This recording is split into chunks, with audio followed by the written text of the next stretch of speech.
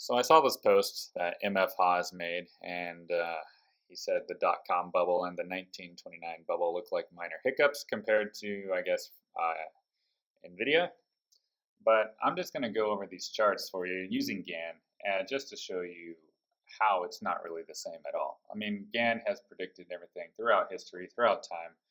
And if we go to this US 100 chart right here for the NASDAQ futures, we'll take off our magnet here.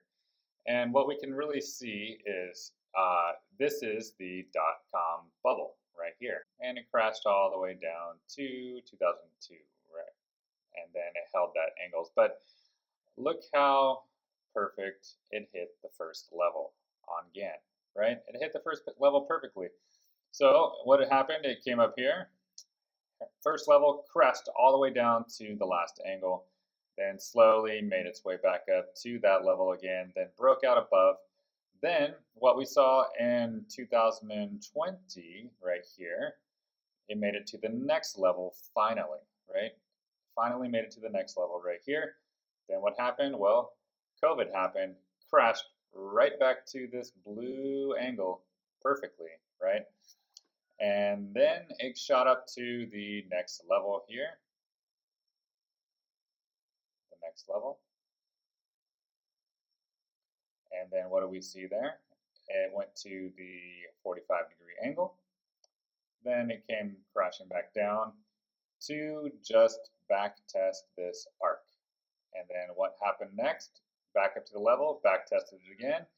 And now what do we see? It's breaking above these blue arcs and this green level. And the monthly candle closes in 2 days and 22 hours, right? And if we close above this green level, then that will just leave more room to run higher and higher, right? But could it come back down and back test this arc? Yeah, it could, right? But the bottom line is this arc already looks like it has been flipped to support. And so even if it came back down here, it'll probably still make its way higher and higher. So this is one reason why it's not the same as the bubble, right?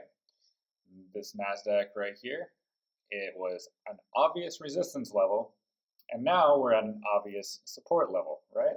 So this is different. Now let's go to the Dow Jones for the 1929 crash. So now I have the Dow Jones on the monthly chart, pulled up ever since 1896, right? 1896 in September, October, August, whatever, way back in the beginning, right? And here's another example how GAN predicted everything perfectly, right? So the 1929 crash, where did that happen? Well, what do you know? At the very first level of the GAN, just like we saw in the NASDAQ chart, right? And that was 1929, then it crashed all the way down to the red angle down there to 1932, and then it slowly made its way back up, up, and to these arcs where it came back from this 45, it came back and almost retested this arc back in the financial crisis, right? Right there. Just the financial crisis was just a simple back test of an arc, and then it made its way higher and higher. And what do you see really that's happening now? So the crash here for the Dow Jones was an obvious resistance.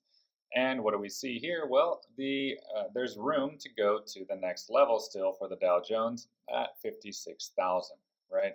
That's the next level for the Dow Jones from the very beginning. And there's going to be lots of resistance there. Why? Because there's the arcs, there's the bottom arc, the top arc, and the line.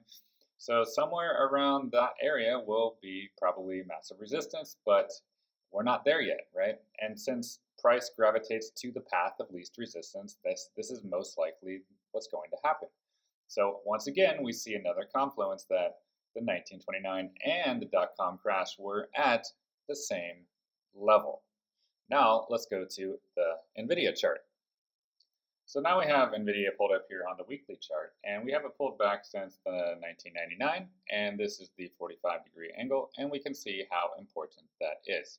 So if we were going to compare this NVIDIA bubble, quote unquote, to the dot-com crash or the 1929 crash, then we would want to see it get rejected at a level, right? So like this. Like in the beginning, NVIDIA got rejected at this level, came back down, rejected again, came down, and then this orange level was very important for the long time.